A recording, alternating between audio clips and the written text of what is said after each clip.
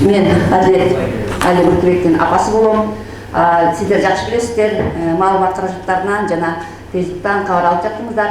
2022 жылдың июль айынан бери, 1-июльдан баштап биз ушул турамыз чечимдердин соттордун жана укук коргоо органдар укукту бузуучулар тараптын күч органдарынын турамыз мамилесинен турамыз чечим чыгаргандын натыйжасында биз өтө көп жабыр тартып келе жатабыз.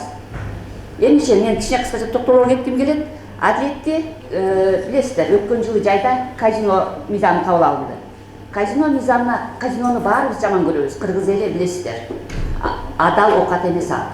Демек, арам оокат менен бала багуу, арам оокаттан түшкөн каражат менен мамлекетке пайдалануу, налогко пайдалануу бул эч качан туура эмес. Кыргыз элинин салтына да туура келбейт, биздин ниетибизге да туура келбейт. Мына Адилет менин баламдын күнөөсү ушул. Ошол казиного каршы чыгып, ошолга каршы чыккан адамдарды алып чыгып, оюн ачык айтып койгон эле.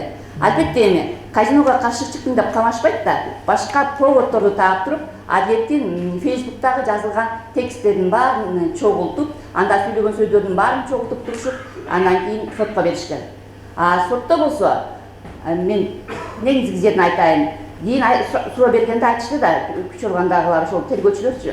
Эми ушул Адилетти сотко алдыңыздар эле десе, Адилеттин тиги экспертизага бердик. Адилеттин эмесинин тексттеринде мамлекетти басып алууга чакырыктар бар экен. Коомдогу массалык башаламандыкка, элге тынчтыгын бузганга чакырыктар бар экен. Ошонун негизинде Адилет Балтабай камакка алынды деп жүрөт. Сот процессине ошондон кийин мен катыштым. Ар бир сот процессине катыштым. Сот процессинде акырында ошол жыйынтык чыгарган, экспертиза жүргүзгөн Семенова деген чакырылды, лингвистикалык анализди чыгарып катышты. Анда сот процессинде суроолор берилди. Адилеттин тексттеринде массалык башаламандыкты уюштурууга бар бекен, ошондой элди мындай массалык башаламандыкка чакырган, элге зыян келтире турган, ар түрдүү материалдык чыгымдарды ушундай өтө коопсуз нерселерди жасаганга чакырган чакырыктар бар бекен дегенде Семенова жок деп жооп берди. Ошондой эле Адилетке ошол жерден суроо берилди. Эксперт ошол жерден суроо берилди. Адилет тиги мамлекеттик бийликти басып алуу үчүн аракет кылыптырбы? Ушундай түзөмсүз чакырыктар бар бекен тексттеринде деди. Жок, Семенова эксперт өзү жок, андай чакырыктар жок деди. Мына ушундай суроолордун баардыгына Семенова өзү эксперт өзү. Тиги жакта ушундай кылып күнөө тагып Адилетти каныбатчы. Семенова өзү болсо баардыгына мен ойлогондой, менин балам кылбагандай, Адилеттүүлүк мындай туура чечимдерге дайыма барып жүргөндөгүдөй, мен ойлогондой жооп берди. Мына ошол андан кийин ал жерден деген ойлогон, мен баламды азыр соттон чыгарышат, мен балам менен үйгө кетем деп. Жок, Адилетти чыгарышты, бирок 3 жылдык пробация менен үйдөн чыкпай тургандай кылып өкүм чыгарышты. Андан кийин прокурордун атайын Адилеттин үстүнөн прокурор кайра кат жазды шаардык сотко. Ошондон кийин алып барып туруп эле андан 5 жылга кесип салышты. Баягы эксперттин айтканы деле баякта калды. Адилеттин таза экендиги, бийликти басууга чакырыгы жок экендиги, эч кандай массалык башаламаны уюштурууга эч кандай түзөмсүз чакырыгы жок экендиги деген сыяктуу сөздөрдү эскере алышкан жок. Биз кече күнү мен чечимди ошол шаардык соттун чечимин окуп чыктык. Кайра эле ошол мурдагы биринчи өздөрү койгон башаламандыкты чакырган, президенттик бийликти басып алабыз деген, ушундай чакырыктар бар деген сөздөрдү кайра баштан жазып туруп, кайра баштан ошо менен камап салышты.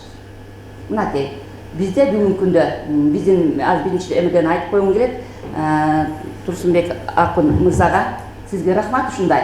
Эл бүгүн элдин ичинде бизге окшогон жөнөкөй адамдар бүгүн ушинтип кыйналып жатышат. Анткени мен кайка барам, бардыгына кат жаздым мен. Президентке дагы, жогорку кеңешке дагы, ГКМБдин начальнигине дагы, кайка укукту коргоочу тараптар кайк болсо, адам укугун чечип турган тараптар кайк болсо, ошонун бардыгына жай менен кат таштап жүрдүм.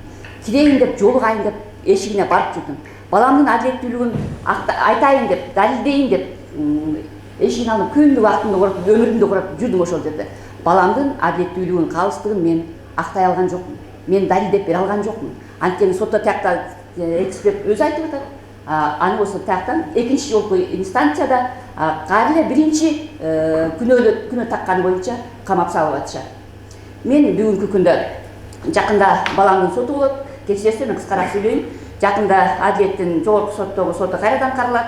Мына ушунда бүгүн дагы мен барып жогорку соттун алдына барып кайрылуу жасадык туугандары. Билбейм мен кандай чечим чыгарын. Мен Турсунбай Акын мырзага рахмат айткым келет. Ушул 30 жылда ушинтип элдердин укугу тебеленип келе жатканда сиздер коргоп чыктыңыздар эле. Бүгүн дагы ошону улантып жатасыздар. Жаштарга үлгү болсун деп өзүңүздөрдүн эстик сартыңыздарды өткөрөлү деп жатасыздар. Сиздерге рахмат. Элдин ичинде бизге окшогон жабыр тарткан күч органдарынын, укук коргоо органдарынын бүгүнкү бийликтин кезиндеги азап тарткан адамдар бар. Мен ойлойм, бүгүнкү резолюцияда ушу адилетке окшогон азап тарткандарды дагы кароосун, бийликке чейин каралуусун, адилет чечим чыгаруусуна укук коргоочулар жардам бересиздер деп ойлойм. 14-күндө соту болот, келиңиздер. Турсунбай Акын мырза, сизге рахмат ушундай идеяларды баштап улантып атканыңыздарга. Ушул жакшы идеяны адамдардын азап тарткан, укугу коргобой жаткандарды коргогонуңуздарга, кайра улантып атканыңыздарга сизге рахмат. Мындай болбойт да, биз бул бийлик келгенде күткөнбүз. Кудай буйруса, мына 30 жыл кыйналып келдик. Эми жакшы жашоо болот дегенбиз. Анткени азап тозоктун баарын Садыр Жапаров баштан өткөрүп келди. Эми мындан кийин эзилүү болбойт, мындан кийин соттук туура эмес камоолор болбойт дегенбиз. Жок, бүгүн кайра эле камалып жатат. Кайра эле камоолор болуп жатат. Кайра эле азап тартып атабыз. Мен жөнөкөй эле мугалиммин. Жөнөкөй гана мугалиммин. Мен ошонун баламдын адилеттүүлүгүн далилдеп бере албай жүрөм бүгүн.